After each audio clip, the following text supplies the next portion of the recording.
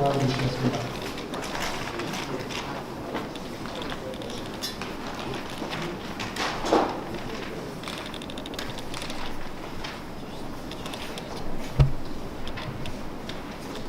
예, 한국대학의 김상조입니다. 이준수 선생님 발표 잘 들었고요. 많이 배웠습니다. 시간이 부족하니까 제가 준비한 파워포인트 자료를 통해서 간단히 말씀드리도록 하겠습니다.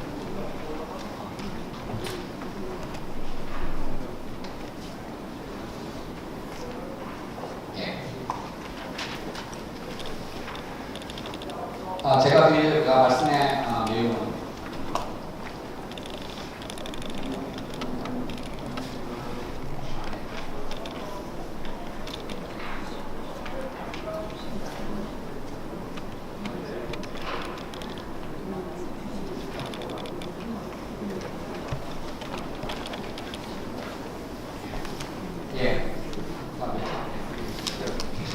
죄송합니다.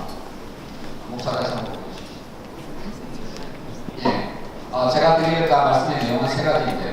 하나는 피케티 이론의 문제점에 대해서 간단히만 말씀을 드리고, 두 번째는 이진수 교수님께서 사실 피케티 이론의 한국적 적용과 관련해서 두 가지 핵심적인 내용에 대해서 간단히 한국 데이터를 가지고 다시 한번 말씀을 드리겠고, 마지막으로는 성장과 분별을 위한 정책 대안에 대해서 간단히 말씀드리겠습니다. 반갑습니다.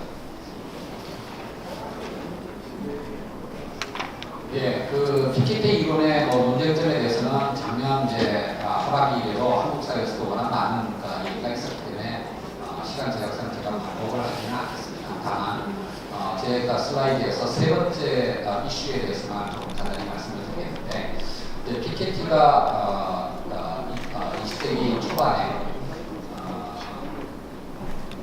이 소득 분배 상태가 개선되었던 수준의 가설이 성립했던 그 시기를 역사적 우연이라고 평가를 했습니다. 지금 1914년에서부터 45년까지의 세계 대전과 대공황에서 자본이 대량으로 파괴가 됐고, 그리고 그 이후에 일반 자본주의의 황금의 30년이라고 하는 1940년에서부터 75년까지 선진 각국에서 고율의 과세를 취함으로써 이 두 가지 요소가 소득 분배 상태를 개선을 했는데요. 이것을 피케티가 이것을 역사적 우연이라고 얘기를 했고, 오히려 반대로 소득 분배 상태가 악화되는 것이 필연이다, 이렇게 얘기를 했는데요. 그냥 제가 어떤 논리적 근거가 있어서가 아니라 이렇게 비관적으로 생각할 필요는 없는 게 아닌가라는 생각을 하고 있습니다. 지금 20세기 어떤 초반에 그 자본의 대량 파괴, 그리고 2차 세계대전 이후에 선진 각국이 고율의 가설을 취했던 이유는 필연적인 것이다라고 저는 생각합니다. 지금 19세기 말에서 20세기 초까지 이루어졌던 이른바 글로벌 임밸런스, 즉 대규모 공장에 의한 어떤 기계공이나 자동차 또는 철도 등등의 그런 어떤 산업적인 어떤 변화가, 기술적인 변화가 있었고, 여기에 맞춰서 이른바 본격적인 어떤 노동자와 사회자의 관계가 만들어지는 사회 관계가 겹친, 이것이 각국 간에 엄청난 불균형을 만들어냈던 이런 글로벌 임밸런스가 20세기 초반에 그와 같은 자본의 대량 파괴와 그다음에 자본주의 국가의 개인이라는 정책을 만들어낸 필연적인 것이라면, 역시 20세기 한 세기가 지난 다음에 20세기 말을 봐도 우리가 이른바 IT라고 하는 엄청난 어떤 기술적인 변화가 있었고요. 또 이른바 신자유주의라고 하는 사회관계의 변화가 만들어낸 20세기 말에 또 한 번의 어떤 글로벌 임밸런스에 따라서 2008년의 크라이시스가 빚어졌다라고 우리가 해석을 한다면, 지금 이후에 어떤 세계는 또 한 번 그 피케티가 예견했던 그런 어떤 추세와는 반대 방향으로 전 세계의 어떤 질서를 만들어갈 수 있는 그런 어떤 가능성이 남아있다라고 생각을 하고요. 그런 의미에서 전 세계적으로 그러니까 한국 사회에서나 이런 좀 더 나은 어떤 사회를 만들기 위한 개혁의 노력이 성과를 만들어낼 수 있다고 긍정적으로 접근을 했으면 한다라고 하는 것이 그냥 제가 첫 번째 부분에서는 드리고 싶은 말씀입니다. 감사합니다. 오늘 이준수 선생님께서 말씀하실 때 그 한국적 적용과 관련해서 제가 두 가지를 좀 말씀을 드리고 싶은데, 첫 번째가 이른바 피케티가 베타라고 하고요. 자본과 소유의 경매의 추이를 보는데요. 이준수 선생님의 이제 페이퍼에서는 작년에 이제 한국은행이 이제 만들어낸 이제 보도 자료에 있는 마지막 정도의 이제 숫자만을 보여주셨는데 실제로 이제 한국은행의 데이터 베이스에 들어가 보게 되면 저희 표에서 보시는 것처럼 저렇게 이제 항목을 분류를 했고요. 비금융 생산 자산의 경우에는 1970년 이후부터 그리고 비금융 비생산 자산의 경우에는 1995년부터 최근까지 데이터가 최근에 다 업로드가 되어 있습니다. 그래서 이제 그 중에서 이제 주로 살펴봐야 될 게 저 빨간 색으로 표시한 건설 자산, 쉽게 말씀드리면 사람이 맡은 건물이고요. 그 다음에 이제 두 번째 비금융 비생산 자산 중에서 토지 자산, 이거는 이제 자연이 만드는 토지, 즉 건물과 토지라고 하는 이 부동산 관련 자산이 우리나라 전체 순 자산의 거의 대부분을 차지하고 있습니다. 다음 슬라이드. 이것이 이제 바로 그 항목별로 보여준 건데요. 맨 마지막에 있는 이 빨간 줄로 표시된 이 부분이 건물입니다. 이게 이제 데이터는 1970년도에 있는데요. 그러니까 이제 GDP 대비 비율로 해가지고 꾸준히 이제 상승하고 있고요. 이게 이제 토지입니다. 이게 이제 침체 국면을 겪었다가 이제 치고 나서 다시 상승했다가 다시 이제 침체 국면으로 들어갔죠. 요 두 개를 합친 것이 바로 요 녹색 부분인데, 그 위에 있는 맨 위에 있는 이 파란색 부분이 우리나라 전체의 이제 비금융 자산의 규모를 나타내는 것인데, 여기서 보시게 되면 우리나라에 존재하는 비금융 자산의 거의 대부분을 한마디로 말씀드리면 건물과 토지가 대부분을 차지하고 있다. 그리고 그 움직임을 좌우하고 있다라고 하는 것을 알 수가 있습니다. 다음 슬라이드. 그래서 이제 이런 비금융 자산을 다시 한번 그 비중을 보시게 되면 이 밑에 빨간 것으로 되어 있는 건물과 그다음에 보라색으로 되어 있는 토지, 이 두 개를 합치면 우리나라 전체 비금융 자산의 거의 90%가 됩니다. 그러니까 우리나라에 존재하는 자산의 대부분은 건물과 토지다라고 할 수가 있겠고요. 우리가 이른바 생산 자본이라고 하는 기업들이 사용하는 설비 자산과 같은 것들은 전체 자산의 한 10%밖에 안 된다라고 할 수가 있습니다. 그러면 이제 이 비금융 자산들을 누가 소유하고 있느냐라고 보게 된다면 놀랍게도 맨 위에 있는 게 가계부고, 가계가 전체 비금융 자산의 한 50% 가까이 가서 최근에 약간 비중이 떨어졌습니다. 그렇지만 이제 건물과 토지의 대부분 상당 부분을 가계 부분이 소유하고 있기 때문에 가계 부분의 소유 비중이 이렇게 높은 건데요. 이게 거의 일정하게 유지되다가 최근에 와서 특히 이제 2008년 크라이시스 이후에 부동산 침체를 반영해가지고 요 비중이 약간 떨어지는 최근의 어떤 경향들을 보이고 있습니다. 다음 슬라이드. 근데 이제 문제는 뭐냐면 앞에까지 본 것은 이제 스탑입니다. 자산인데요. 이제 우리가 이제 분배 상태를 이제 따뜻하는 소득, GNI가 국민 총 소득의 분배 비율을 보게 되면 이게 이제 가계 부분에 귀속되는 이제 국민 소득의 비중인데요. 80년대, 90년대까지는 이게 70%에서 거의 일정하게 유지되다가 90년대 들어오면서부터 지속적으로 낮아져가지고 최근에는 굉장히 낮았습니다. 지금 뭐냐면 앞에서 봤던 자산의 어떤 분포 상태의 변화보다도 소득의 플로의 분포 상태는 그거보다 훨씬 더 빨리 떨어지기 시작을 해서 더 많이 떨어졌다라고 하는 것을 알 수가 있겠고요. 이것이 뭐냐면 최근에 우리 사회의 소득 양극화를 보다 잘 설명하는 어떤 그림이 아닐까라고 생각합니다. 그 자산보다는 소득을 좀 더 집중해서 볼 필요가 있다고 생각합니다. 다음 슬라이드.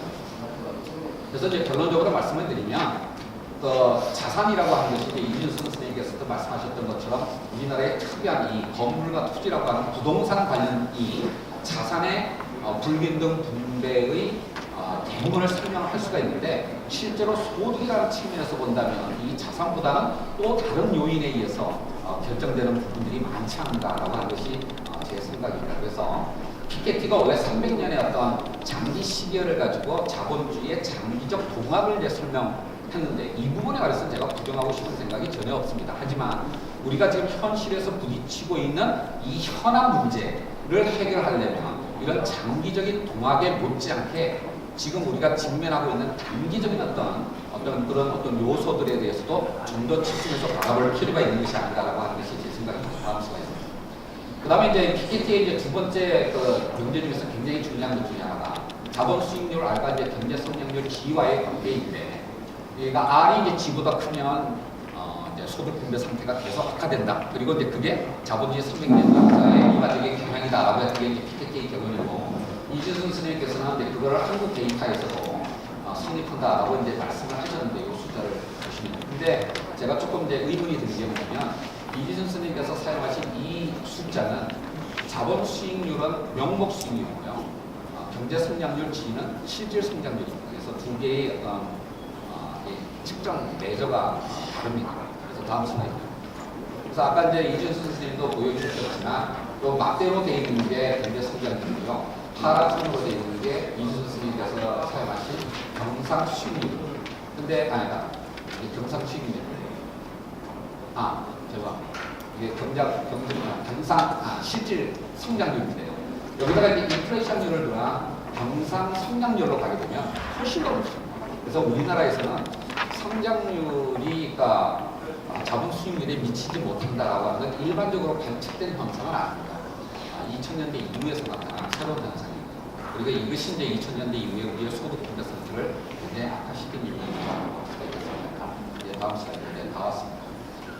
저는 이제 이 정책 대안과 관련해서는 한국 경제를 최근 어떤 이제 이중적 딜레마에 봉착해 있다라고 말씀드리고 싶은데요. 오늘 이제 한겨레 신문에 경제면에 이제 크게 났던 기사가 사실은 어저께 제가 발표한 보고서의 내용이었는데요. 요약해서 말씀을 드리면 과거 한국이 고도 성장을 했던 그 동력, 즉 낙수 효과, 트리플 다운 이펙트, 희소한 자원을 대기업한테 몰아줘서 그 성과가 이렇게 트리플 다운 되도록 하는 이 효과가 실종이 되었다라고 합니다. 이게 이제 2012년 경제민주화 열풍을 불러온 중요한 하나의 배경이 되는데요. 2008년 이후에 새로 나타나는 현상은 뭐냐면 이 대기업들이 만들어내는 소득 또는 부가가치 이것도 침체되기 시작을 했다라고 하는 겁니다. 두 가지 측면에서 즉 대기업이 만들어내는 부가가치도 한계에 봉착했고 이것이 다른 부분으로 확산되는 효과도 실정돼 버렸다라고 하는 두 가지 이제 어려움을 이제 우리가 직면하고 있다라고 하는 것이고요. 이제 그런 의미에서 본다면 기존의 성장 모형, 즉 소수 대기업의 투자를 중심으로 해서 성장을 하는 이 전략은 이제 한국 사회에서 더 이상 유효하지 않다라고 하는 것을 확인을 해야 되겠고, 따라서 대기업들의 성과를 이제 밑으로 트리클 다운 시키는 경제 민주화와 그다음에 대중의 어떤 분배력을 통해서 이 성장 능력을 새로 위로 끌어올리는 소득주도 성장이라는 투 트랙을 우리가 앞으로 동시에 이제 가져가야 되겠다는 생각을 마지막 슬라이드입니다. 근데 오늘 특히 이준수 스님께서 이제 강조해서 말씀하신 것 중에 하나가 조세 정책인데, 아까 말씀하신 것처럼 이제 소득세, 법인세의 누진 구조를 강화하자라고, 그다음에 이제 부유세를 도입하자라고 하는 두 가지 제안을 하셨는데, 저는 이게 둘 다 필요하다고 생각합니다만 우선순위를 말씀드리자면 부유세 도입보다는 일단 플로우 측면의 소득세와 법인세의 누진 구조를 더 강화하는 게 선결 과제가 아닌가라고 생각합니다. 특히 이제 우리나라에서 아까 말씀드렸던 것처럼 이 비금융 자산의 90%가 건물과 토지입니다.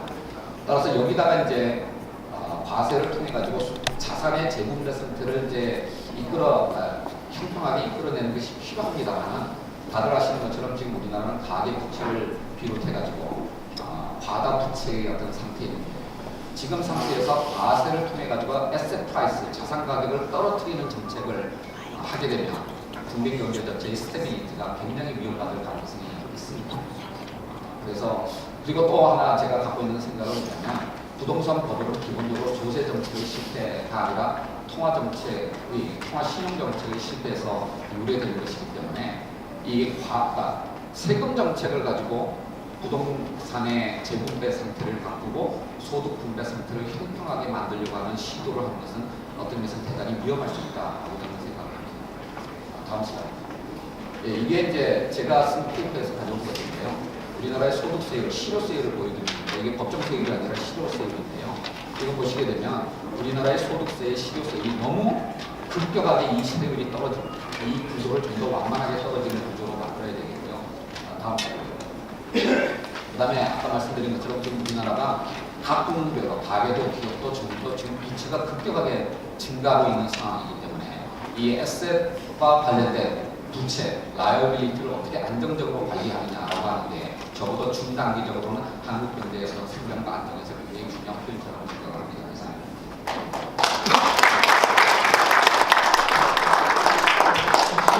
마지막 질문 바랍니다.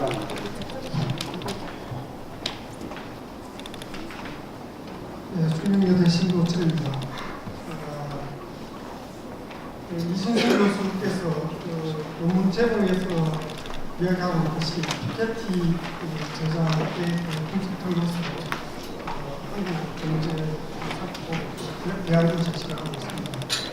근데 논문을 보면은 조금씩 아세모 블루의 이야기를 하고 있습니다. 지금 아세모 블루가 이제 MIT 교수인데 국가와 경제의 흥망과 관련해서 제도가 중요하다 그런 제도 중요성을 강조를 하는 분인데 이 제도라는 게 이제 경제 주체들의 인센티브를 규정을 하고 따라서 경제 성과 또 분배 상태 이런 거를 이제 결정을 하게 됩니다.